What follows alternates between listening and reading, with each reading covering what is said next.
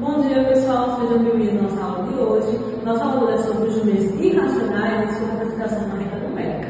Mas antes de falar sobre o nosso conteúdo propriamente dito, nós vamos voltar um pouco à nossa aula passada e recapitular o que seriam os conjuntos, tá certo? Nós iremos focar nos conjuntos irracionais.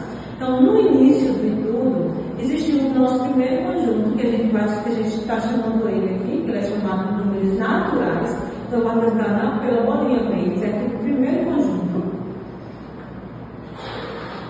Os conjuntos de números naturais, aqui dentro estão os números positivos, tá certo? Mas com o passar do tempo, esses números aqui eles não eram suficientes. Então, surgiu outro conjunto que nós vamos colocar junto aqui dessa bexiga. Esse segundo conjunto eu chamo ele de números inteiros, tá certo? Os números inteiros são números positivos e os números negativos. Com mais um pouco de tempo, surgiu um terceiro conjunto, que veio aqui juntar com esses dois conjuntos existentes, e esse terceiro conjunto eu chamo ele dos números racionais. Então, esses três conjuntos aqui, eles formam os números conjuntos. Então, os números positivos e negativos, as frações com resultado inteiro, também está aqui nos números racionais. Agora, o nosso quarto conjunto, eu vou chamar ele do conjunto dos números irracionais. Os números irracionais, que estão representados aqui na bolinha amarela, eles não podem ser explicados por uma fração, tá certo?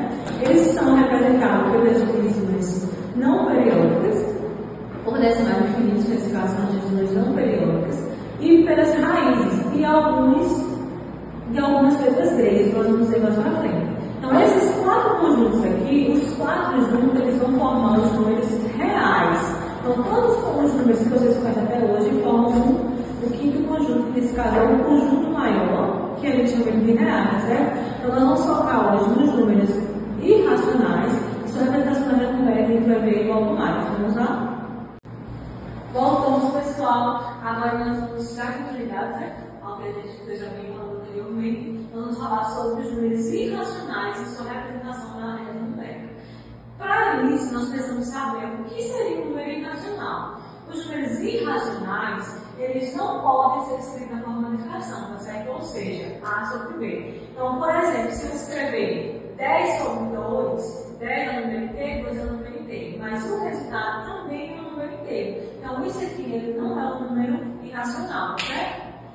A sua representação, nós vamos encontrar duas maneiras. A primeira é através de decimais infinitos. Mas o que seria isso? Se eu tenho um número decimal, o que é um número decimal? É um número com vírgula. Então, vamos supor, 2,7 é um número decimal, porque tem vírgula. Mas para ser um número irracional, ele tem que ter um decimal infinito. Então, ou seja, tem que ter vários outros valores aqui. Tá certo? E nesse caso, os valores eles não se repetem. Que esse valor da questão do período, quando o período se repetir, eu não tenho uma dízima periódica, tá certo? E também através de uma raiz. As raízes não exatas, tá certo? Porque quando a gente tem a raiz de 100, a raiz de 100 é 10, é um número exato, então não é um número irracional. Mas quando a gente tem as raízes não exatas, como por exemplo, eu coloquei aqui dois exemplos para vocês. A raiz de 2 e a raiz de 5. A raiz de 2 é aproximadamente 1,4142 e assim sucessivamente. E a raiz de 5 é 2,2360 e outros valores também. Esses valores aqui a gente consegue encontrar aproximadamente, que eu já expliquei para vocês como a gente faz para encontrar as raízes exatas e as raízes não exatas, tá certo? Para representar esses valores aqui na nossa reta numérica, nós precisamos ver entre quem esse valor está. Se você observar aqui, nós temos um marco zero, que é a origem, que é a reta numérica, a origem. Para o lado direito, tem números positivos, e para o lado esquerdo, números negativos. Só que em vez da régua, a régua ela tem vários espaçozinhos, que são vários números. Então, ó, daqui para cá, eu tenho de 0 a 1. Okay? Só que aqui nesse espaçozinho eu tenho outros valores entre 0 e 0,5. Então vamos lá. O valor raiz de 2 não está entre 1,41. Então você vai observar aqui na reta e onde é que ele vai se aproxima. Se é 1,4, vai estar entre 1 e 5. Então, automaticamente, a raiz de 2 vai estar mais ou menos aqui, certo? Porque é aproximadamente, lembra disso? Não é exato, é aproximado.